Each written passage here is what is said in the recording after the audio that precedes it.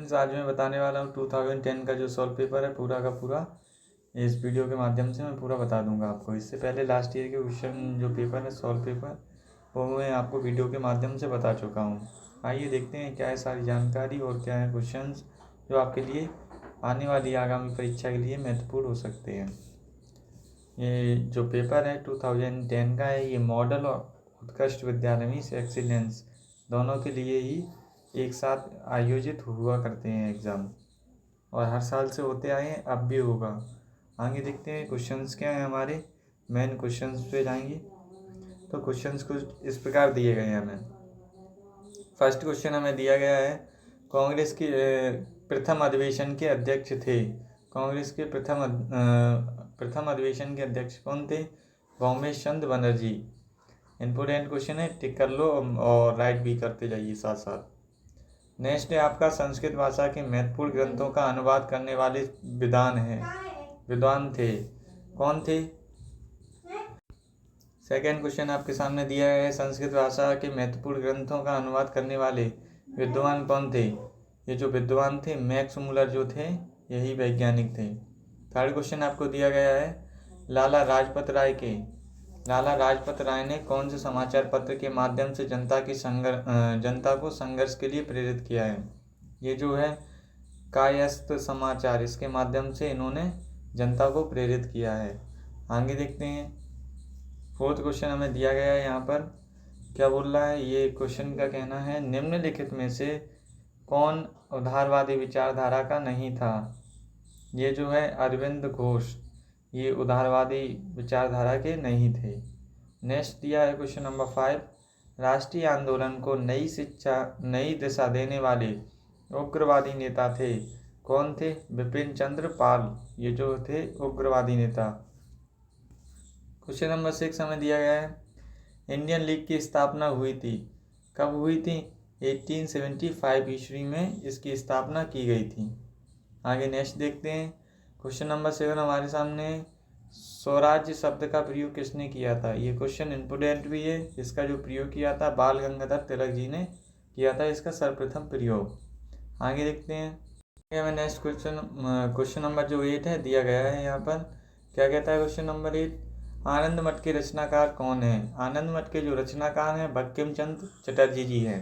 आगे question number 9 दिया गया है, बंगाल विभाजन का मूल उद्देश्य क्या था? बंगाल विभाजन का जो मूल उद्देश्य था राष्ट्रवादी भावनाओं को दबाना। ये इम्पोर्टेंट क्वेश्चन भी है। नेक्स्ट 10 नंबर क्वेश्चन पूछा गया है, कांग्रेस का विभाजन हुआ था। कांग्रेस का विभाजन जो हुआ था सूरत अधिवेशन में, गरम और नर्म दल के बीच में ये विभाजित हो गए थे दोनों के दोनों कांग्रेस के। आगे नेक्स्ट क्वेश्चन नंबर 11 आपसे किया गया है, नर्मदा नदी की मध्य प्रदेश में कुल लंबाई कितनी है? इसकी जो लंबाई है 1077 किलोमीटर है कुल लंबाई। मध्य प्रदेश की जीवन रेखा, इसे मध्य प्रदेश की जीवन रेखा या गंगा कहा जाता है। नदी अपने उद्गम अमरकंटक के अपने आपसान खंभात की खाड़ी तक कुल 1312 किलोमीटर का सफर तय करती है, जिसमें 1077 किलोमीटर मध्य प्रदेश में बहती है। ये मध्य प्रदेश की जीवन रेखा गंगा या फिर आदि नामों से जानी जाती है, और ये जो नदी है खंभात की खाड़ी में गिरती है, इसको भी ध्यान रखना आप। क्वेश्चन नंबर 12 पूछा गया है, भारतवर्ष का सबसे बड़ी जो है आदिवासी जनसंख्या वाला राज्य कौन सा है? ये जो राज्य है मध्य प्रदेश। भारत का सर्वाधिक जनजातीय जनसंख्या वाला राज्य जो है मध्य प्रदेश है। इम्पोर्टेंट क्वेश्चन भी है ये। आगे देखते हैं, पेपर में पूछा जाता है, मंडला राजधानी थी, ये जो थी गौड़ की। मध्य प्रदेश का जो मंडला गौड़ की राजधानी रहा, और गौड़ वंश के शासकों में सर्वाधिक विख्यात शासका रानी जो थी दुर्गावती थी। इनका काफ़ी नाम प्रचलित चलता रहता है। क्वेश्चन इम्पोर्टेंट है, ध्यान रखना। मध्य प्रदेश के किस क्षेत्र में टंगस्टन प्राप्त होता है? तो ये किस क्षेत्र में प्राप्त होता है? ये जो है सी ऑप्शन, होशंगाबाद में मध्य प्रदेश में जो टंगस्टन क्षेत्र है वो सी ऑप्शन इसका। इम्पोर्टेंट क्वेश्चन है, राइट कीजिए आप। नेक्स्ट क्वेश्चन हमें दिया रखा है, क्या बोल रहा है उससे पहले ये देख लीजिए। टंगस्टन मुख्य रूप से मध्य प्रदेश के होशंगाबाद जिले में जो आगर गांव है के नामक में जो है उत्पादन होता है इसका। आगे देखते हैं क्वेश्चन नंबर 15, कालिदास के किस ग्रंथ में अमरकंटक के सौंदर्य का चित्रण किया गया है? ये है सी, मेघदूत में इसका चित्रण किया गया है। संस्कृत साहित्य के महान कवि कालिदास ने अपने काव्य खंड मेघदूत में अपनी प्रथम प्रेयसी को प्रणय संदेश भेजने के लिए मेघ को माध्यम बनाया गया। इसके साथ ही कवि ने प्राकृतिक स्थल अमरकंटक के सौंदर्य का भी वर्णन किया है। नेक्स्ट क्वेश्चन हमें 16 वाला दिया रखा है। यह है, नीचे दिए गए विकल्पों में से शोषक का सही विलोमार्थी शब्द कौन सा होगा? ये होगा शोषित। सी ऑप्शन इसका सही आंसर है। क्वेश्चन नंबर 17, निम्नलिखित विकल्पों में से सरस का सही विलोमार्थ क्या होगा? इसका जो बी ऑप्शन होगा नीरस सही आंसर है। सरस के विलोमार्थी है नीरस, शुष्क, ये दोनों सही आंसर है। आगे आपको क्वेश्चन नंबर 18 पूछा गया है, निम्नलिखित विकल्प में सुगंध का सही विलोमार्थी शब्द क्या है? ये है दुर्गंध, इसका राइट आंसर है। आगे देखते हैं क्वेश्चन नंबर 19 दिया गया है, इन विकल्पों में ग्रहा का सही विलोमार्थ है? इसका जो सही विलोमार्थ है आग्रह। ग्रह का विलोमार्थ आग्रह या तो तज्य, ये जो है सही आंसर है। क्वेश्चन नंबर 20 पूछा गया है, नीचे दिए गए विकल्पों में ज्ञान का सही विलोमार्थी शब्द आपको बताना है।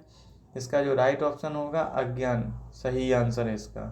क्वेश्चन नंबर 21 दिया गया है, नीचे दिए गए विकल्पों में विजेता का सही विलोमार्थी विकल्प क्या होगा? इसका जो विलोमार्थी शब्द होगा कायर, इसका सही आंसर होगा। आगे देखते हैं हम। नेक्स्ट क्वेश्चन हमें है ना 22 वाला दिया गया है, इन विकल्पों में राग का सही विलोमार्थ शब्द चुनना है हमें। इसका जो होगा विराग सही आंसर होगा। नेक्स्ट आपसे पूछा गया है 23, नीचे के जो विकल्पों में रिक्त का सही विलोमार्थ हमें भरना है। इसका जो सही होगा रिक्त का जो है पूर्ण, ये ऑप्शन इसका सही होगा, पूर्ण या फिर भरा हुआ, ये दो ऑप्शन हो सकते हैं। ये आपका 24 वाला, इन विकल्पों में बढ़िया का सही विलोमार्थी शब्द आपको बताना है। बढ़िया का होगा सी ऑप्शन घटिया, ये इम्पोर्टेंट क्वेश्चन है। आगे और देखते हैं अपन। 25 नंबर का आपको दिया गया है, नीचे के विकल्पों में प्रजातंत्र का सही विलोमार्थी शब्द आपको बताना है। इसका जो सही ऑप्शन है रान, इसका सही आंसर है। 26 वाला दिया गया है, निम्नलिखित विकल्पों में घोड़े बेचकर सोना मुहावरे का सही अर्थ सूचक कीजिए, विकल्प को बताइए। इसका जो राइट आंसर है डी, बेफिक्र हो जाना। घोड़े बेचकर सोना, बेफिक्र हो जाना। प्रयोग, लड़की की शादी हो गई, अब वो घोड़े बेचकर सोता है। अब आपको 27 वाला दिया गया है। 27 में क्या बोल रहा है, नीचे दिए गए विकल्पों में से दिन दूना रात चौगनी का मुहावरे का सही अर्थ प्रकट करने वाला विकल्प बताइए। इसका जो राइट ऑप्शन होगा बी, खूब उन्नति करना। दिन रात चौगना मतलब खूब उन्नति करना। प्रयोग, हमारा देश आर्थिक विकास में दिन दूनी रात चौगनी उन्नति कर रहा है। इसका बी ऑप्शन सही होगा, इम्पोर्टेंट क्वेश्चन भी है। आगे देखते हैं क्वेश्चन नंबर 28 क्या बोल रहा है। क्वेश्चन नंबर 28, निम्नलिखित विकल्पों में पहाड़ टूटना मुहावरे का सही अर्थ आपको बताना है। इसका जो राइट आंसर होगा भारी विपत्ति आना। पहाड़ टूटना मीन्स भारी विपत्ति आना। प्रयोग, इसका मिल में जो मिल है उसमें आग लग गई, यह सुनकर सेठ जी पर मानो पहाड़ सा टूट गया। 29 वाला क्वेश्चन आपको दिया गया है, क्या बोल रहा है क्वेश्चन 29, नीचे दिए गए विकल्प में से हाथ पैर मारना मुहावरे का सही अर्थ आपको बताना है। इसका जो सही अर्थ है काफ़ी प्रयत्न करना। हाथ पैर मारना मीन्स काफ़ी प्रयत्न करना, कोशिश करना। बेचारे के कई जगह हाथ पैर मारने पर भी नौकरी नहीं मिली, इसका सही आंसर है ये वाला। आगे देखते हैं 30 नंबर का क्या बोल रहा है। 30 नंबर का जो है आंखों में धूल झोंकना मुहावरे का सही अर्थ आपको बताना है। इसका जो सही अर्थ होगा धोखा देना। आंखों में धूल झोंकना मतलब कि धोखा देना। प्रयोग, ठग उसी आंखों में जो है ना धूल झोंक कर बटुआ ले गया। आपको एक पैसेज दिया गया है, इसको आपको रीड करना है, फिर क्वेश्चंस के आंसर देने हैं। Read the passage and answers the questions that follow. A king with invisible armies invaded a small country. At some distance he saw a woman with two small children, a boy and girls. The moment the woman's eyes fell on the formidable armies, she picked the girls in her arms and started running away.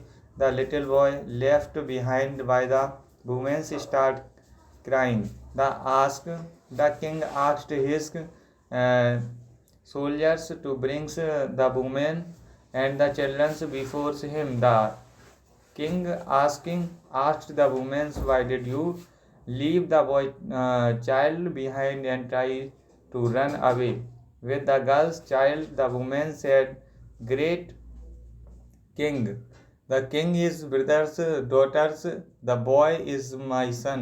I could not let down my brothers by saving my son and leaving the girls to her." आगे देखते हैं इससे। Next आपको दिया गया है, फिर the king said to his soldiers, if this country has such brave womens who are ready to make such sacrifice, we can never conquer it. He rewarded the women with rich gifts. He gave up the ideas of conquering that countries. आपसे question इसके base पूछे गए हैं। Question number 31 आपसे कुछ इस प्रकार पूछा गया है, Why did the king think that the woman was brave? इसका जो राइट आंसर होगा सी, she was ready to sacrifice her own son to save her brothers and daughters. Next आपसे 32 वाला पूछा गया है, क्या बोल रहा है इसका 32, जो इनविजिबल्स आर्मीज मीन्स क्या होता है, जो है इनकॉर्नेबल आर्मीज, इसका ये ऑप्शन राइट आंसर है। नेक्स्ट आपसे पूछा गया है 33, choice the most appropriate titles of the spaces, इसका जो राइट आंसर क्या होगा, आपको टाइटल बताना है, इसका क्या हो सकता है, A option the glory of sacrifice. Next 34 question number पूछा गया है हमसे, लेट डाउन मीन्स, इसका जो राइट ऑप्शन होगा बी, फेल टू हेल्प और support somebody as they had hoped और एक्सपेक्टेड। आपसे 35 क्वेश्चन नंबर पूछा गया है, why did the woman start running away with the only one child on seeing the formidables army, इसका जो right option होगा D, none of the above. Next आपसे 36 पूछा गया है, he now body is the college, इसका जो right option होगा बी, नो, इसका सही आंसर होगा। आगे देखते हैं, आगे हमें दिया गया 37 वाला, cell if you put water in it, इसका जो राइट ऑप्शन होगा ए, डिजॉल्व्स। 38 वाला दिया गया, I not come yesterday since I was too busy, इसका जो राइट ऑप्शन होगा सी, कुड, सही आंसर होगा। नेक्स्ट देखते हैं 39 वाला, इसमें क्या पूछ रहा है, एब्सोल्युटली मीन्स, इसका जो राइट ऑप्शन होगा कंप्लीटली, ए ऑप्शन इसका सही आंसर होगा, पूर्णतः। 40 नंबर का पूछ रहा है, substance used by a farmers is field for destroying insects etcetera is called, B option इसका जो होगा पेस्टिसाइड्स, सही आंसर होगा। नेक्स्ट हमसे 41 वाला पूछा गया है, विच वन इज प्रिपोजिशंस, इसमें से दिए गए मतलब जो भी हैं उनमें से प्रिपोजिशन क्या है, इसका डी ऑप्शन जो है अंडर, ये प्रिपोजिशन का ही एग्जाम्पल है।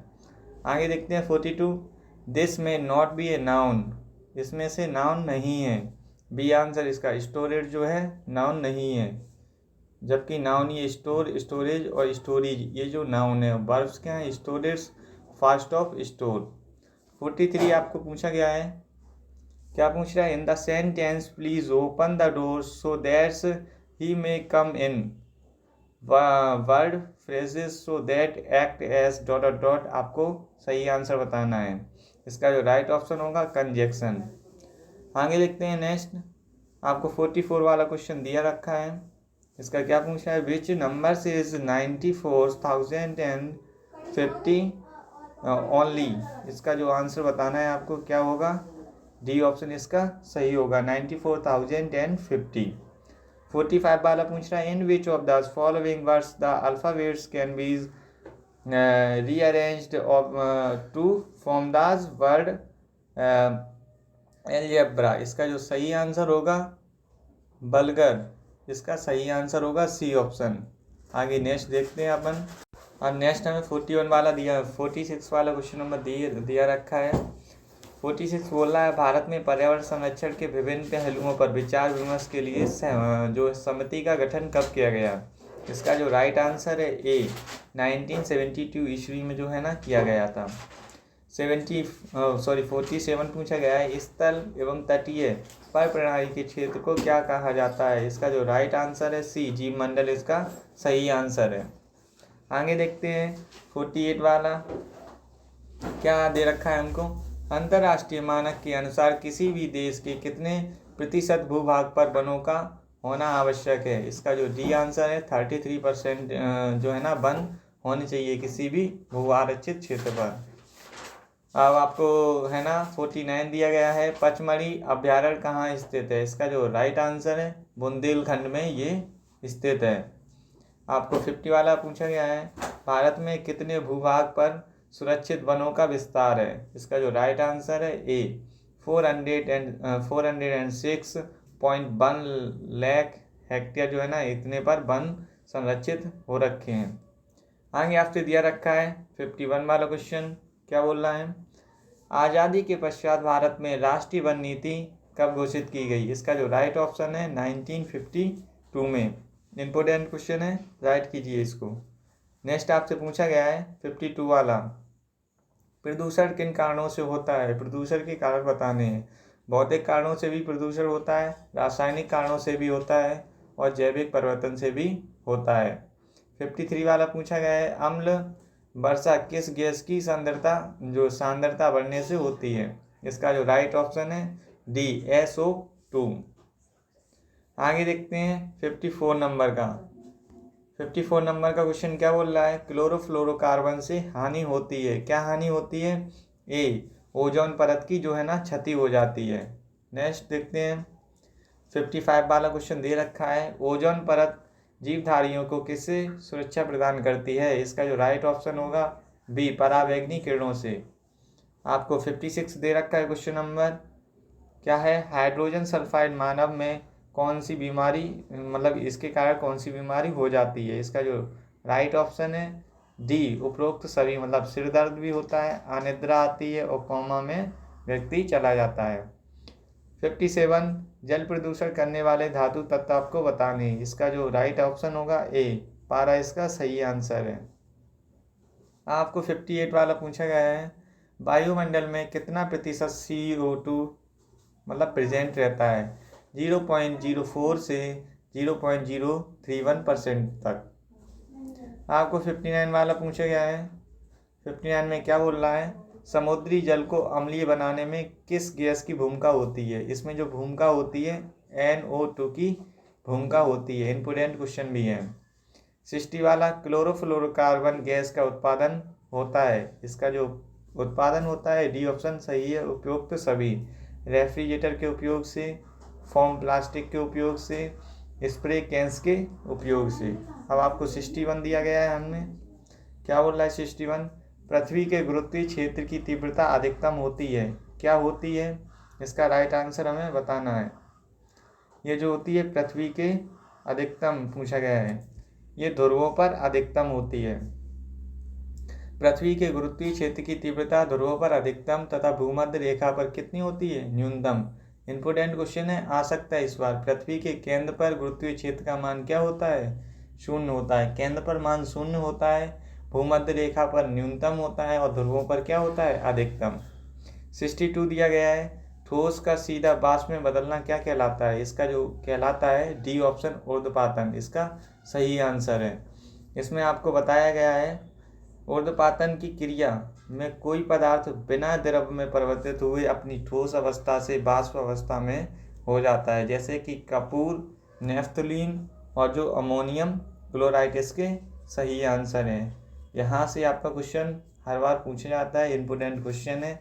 राइट अवश्य कीजिए। आगे देखते हैं, हमें नेक्स्ट क्वेश्चन दिया रखा है 63 वाला, निम्न में से किस आवृत्ति की ध्वनि मनुष्य कर द्वारा नहीं सुनी जा सकती। इसकी जो ध्वनि है डी, ये कितनी 5000 हर्ट्ज तक, मनुष्य के कान 20 हर्ट्ज से 20,000 हर्ट्ज के बीच की आवृत्ति वाली तरंगें सुन सकते हैं, इससे अधिक की नहीं। इससे अधिक की अगर सुनेंगे तो उनकी मृत्यु अवश्य हो जाएगी। अब आपको 64 दिया गया है, निम्न में से ऊष्मा का सर्वोच्चतम जो है चालक क्या है। इसका राइट ऑप्शन बी है चांदी। चांदी ऊष्मा तथा विद्युत दोनों का सर्वोत्तम चालक है। 65 पूछा गया है, मानव शरीर में अग्नाशय जो है ना स्रावित करता है, क्या करता है, ऑक्सिन जो नामक हार्मोन्स जो होता है वो स्रावित करता है। नेक्स्ट आपसे पूछा गया है 66 वाला, क्या बोल रहा है, इसका कहना है कि गुणसूत्र की रचना होती है। गुणसूत्र की रचना किससे होती है, इंपोर्टेंट क्वेश्चन है। डीएनए तथा प्रोटीन से गुणसूत्र की रचना होती है। 67 वाला, डीएनए का डबल हेलिक्स मॉडल किसने दिया था, ये भी इंपोर्टेंट क्वेश्चन है। ये बॉटसन एवं क्रिक ने दिया था 1953 में, और इन्हें इसके लिए 1962 में है ना नोबेल पुरस्कार दिया गया था। दोनों ही चीज़ें इसको ध्यान रखना, कभी है ना कभी कुछ पूछा जाता है, कभी इनका आविष्कार पूछ लिया तो कभी सन पूछ ली जाती है, और कभी नोबेल पुरस्कार की ईयर पूछ ली जाती है। नेक्स्ट क्वेश्चन देखते हैं, गाजर एक है, गाजर क्या है, ये ऑप्शन जड़, गाजर एक जड़ का रूपांतरण है। 69 वाला दिया गया, निम्न में से जंतव्य रेशा नहीं होता है। पर्सन जूट एक पादप रेशा है, यह पौधों के तने की छाल से प्राप्त किया जाता है। नेक्स्ट आपको दिया गया है 70 वाला, निम्न में कौन सा रासायनिक परिवर्तन नहीं है। ये जो ए ऑप्शन है मोम का पिघलना, ये रासायनिक परिवर्तन नहीं है। मोम का पिघलना जो होता है एक भौतिक परिवर्तन होता है, जिसमें मोम ठोस अवस्था से द्रव अवस्था में बदल जाता है। इस परिवर्तन में मोम के रासायनिक संगठन पर कोई प्रभाव नहीं पड़ता है। वे परिवर्तन जो अपने चेंजमेंट लाकर नए योग्य क्या पदार्थ का निर्माण करें वो रासायनिक परिवर्तन, जो चेंजमेंट ना लाएं उसी अवस्था में रहें वो भौतिक परिवर्तन कहलाते हैं। इससे क्वेश्चन आपका पूछा जाता है। आगे नेक्स्ट देखते हैं, आपका 71 वाला क्या क्वेश्चन बोल रहा है, शरीर में किस स्थिति को कैंसर कहते हैं। इसका जो राइट ऑप्शन होगा सी, सेलों का अनियंत्रित बहुगुणन होना और इससे स्वस्थ सेलों का दम जो है ना घुटना, अंततः मृत्यु होना, ये जो सही ऑप्शन है सी। आगे पूछा गया है, पीएच मूलांक दर्शाता है, क्या दर्शाता है, 72 नंबर क्वेश्चन है। किसी घोल के अम्लीय एवं क्षारीय होने का मूलांक जो है ना दर्शाता है ये।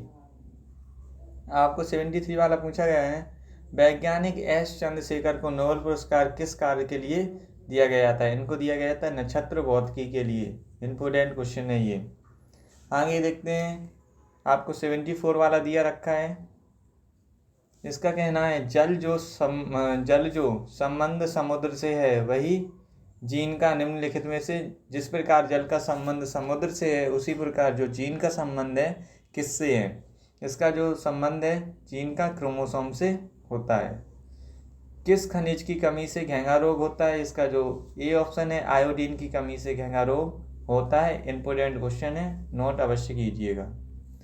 नेक्स्ट देखते हैं 76, डार्विन द्वारा प्रस्तुत प्राकृतिक वर्णवाद निम्न में से किस पर आधारित है।